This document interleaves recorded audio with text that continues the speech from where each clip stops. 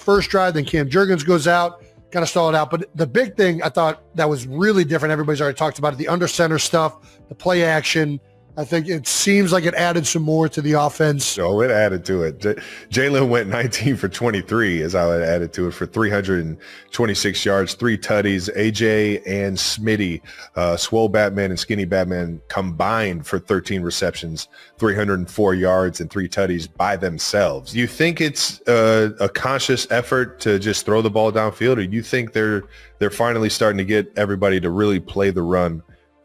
Specifically, I just think that they're figuring it out, man. I think that the running game still wasn't really clicking. I mean, it clicked the first drive, but they stuck with it, and they kept kind of trying to establish it. And then they hit the big shots when they were there, and they hit the off-schedule shots. And listen, Minnesota's a great defense this year. Brian Flores is one of the best coordinators in the NFL. Their weakness had been stopping the run. They were the best pass defense in the NFL, I think, to date. Been getting a lot of turnovers. So this was a huge game for Philadelphia Eagles and Jalen Hurts and these guys to get back on track. And you saw it in the emotion they displayed after the game, right? You know that they needed to get this monkey off their back, get one under their belt, and now they're going to get to go play the Giants again. It's a weird schedule where you play an in-division opponent back to like 1 week removed from just playing them on Thursday. But these guys are great. Nick Sirianni is a fantastic coach, and I know it hasn't looked perfect up until this point.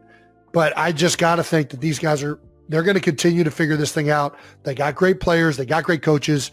And eventually you have stuff like this where it's going to explode. And the running game is only a matter of time as well. I really believe that. Listen, they got a great when back. you have a 2,000-yard rusher, newsflash, everybody's going to be focused on trying to stop the fucking run. When Pat went for 5,000 yards and 50 touchdowns, the next season we saw cover 4 and safeties at 20 yards before the snap of the ball. You know what I mean? Like, it's a different world going into that next season. You got to keep adapting. You got to keep changing it up. And unfortunately, that means Saquon might not get as many carries or might not get as many yards and touchdowns and have the crazy 2,000-yard season. But it definitely doesn't mean that he's not going to make an impact. And it definitely doesn't mean you're not going to win football games. You just got to keep finding ways week in, week out to adjust to how defenses are trying to stop you. And Saquon's coming, man. I just don't, I don't care how it's looked to this point. Yeah. What's the fucking guy from the Marvel universe? I am inevitable, fucking Thanos or whatever. Saquon is inevitable. It's going to get going. All right. Jeff Stoutland is a fantastic coach. They have great players up front. I know it hasn't looked great till right now. Landon's starting to get healthy, and that's going to help.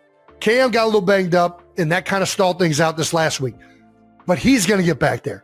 Eventually, this thing's going to start going. We got my man Fred Johnson out there, 6 offensive linemen on the field. That's dedicating to running the football, right? We get 6 big fuckers out there. Yeah, come on now. Let's go. We're running downhill. It'll get popping. I got no doubt in my mind eventually that run game is going to get going. And once it does, now that the pass game is starting to click, you know this, Travis, half of being successful as a passing offense is staying out of shitty situations on third down. Like, it is hard to operate continually in third and long situations.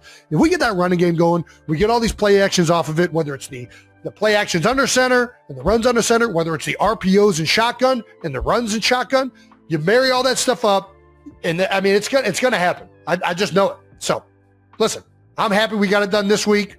And looking forward to continue to watch this. Looking forward to getting the Giants in Philadelphia this next week. A heartwarming moment between Taylor Swift and the Kelce family recently touched fans nationwide when the global superstar affectionately referred to Jason and Kylie Kelce's youngest daughter Finley as a beautiful girl. The tender scene reportedly moved Jason to tears during an intimate family gathering at their suburban Philadelphia home. According to witnesses at the event, Taylor Swift demonstrated such genuine warmth and natural connection with the Kelce children that everyone present felt deeply affected by the authenticity of the moment. The gathering took place on an evening when the family had come together after Jason returned from a local community appearance. Travis Kelce arrived with Taylor, and what began as a casual family get-together quickly transformed into something far more meaningful. The atmosphere inside Jason's comfortable home was already filled with the delightful sounds of children playing when Taylor made her entrance. Wearing an understated cream-colored sweater dress, she walked into the living room where Jason's 3 young daughters, Wyatt, Elliot, and Finley were absorbed in their toys on the carpet. Nobody anticipated that this ordinary family scene would evolve into one of their most treasured memories. Taylor approached the children with ease and warmth, eventually kneeling down to Finley's level. The youngest Kelce daughter appeared initially shy but clearly responded to the kindness radiating from Taylor's presence. A family relative who witnessed the interaction described how Taylor gently engaged with the little girl, creating an immediate bond that transcended her celebrity status. Then came the moment that would resonate throughout the room. Taylor looked at Finley with unmistakable affection and said something that stopped everyone in their tracks. She asked the young child if she could call her my little girl, expressing how adorable she found her. The sincerity in Taylor's voice was unmistakable, and the emotional weight of that simple question hung beautifully in the air. Jason Kelce, standing just a few feet away, witnessed this tender exchange between his daughter and his brother's partner. The former NFL center, known for his toughness and commanding presence on the football field, found himself completely overwhelmed by emotion. He was seen wiping away tears, struggling unsuccessfully to maintain his composure in front of his family. If this story is warming your heart, hit that subscribe button to stay connected with more touching celebrity moments that remind us what truly matters in life. Sources close to the family confirmed that Jason has always projected strength and resilience throughout his professional career. However, seeing Taylor Swift embrace his daughter with such tenderness broke through every defensive wall he had built. One insider noted that Jason has always been the strong one in most situations, but this particular moment reached a place deep within his heart that rarely gets touched. Kylie Kelce, Jason's wife and the mother of their 3 daughters, was equally moved by what unfolded before her eyes. She reportedly smiled warmly while looking at Taylor with an expression of pure gratitude. Everyone in the room understood instinctively that Taylor's words and actions stemmed from genuine emotion rather than performative gestures meant for public consumption. A close family friend emphasized that Taylor was not speaking for effect or creating a moment for social media. Instead, she was expressing an authentic connection she felt with the Kelce children. This authenticity distinguished the moment from typical celebrity interactions and made it profoundly special for everyone involved. Jason Kelce built his reputation as an NFL icon, celebrated not only for his athletic prowess but also for his quick wit and strong personality. Throughout his career and on his popular New Heights podcast with Travis, he consistently projected confidence and humor. Yet when confronted with Taylor Swift tenderly calling his daughter her lovely girl, his carefully maintained composure simply vanished.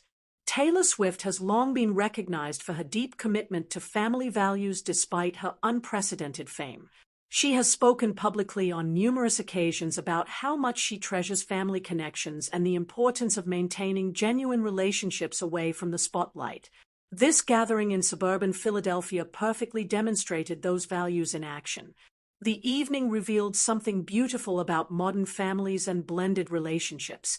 It showed how love and connection transcend traditional boundaries when approached with authenticity and open hearts.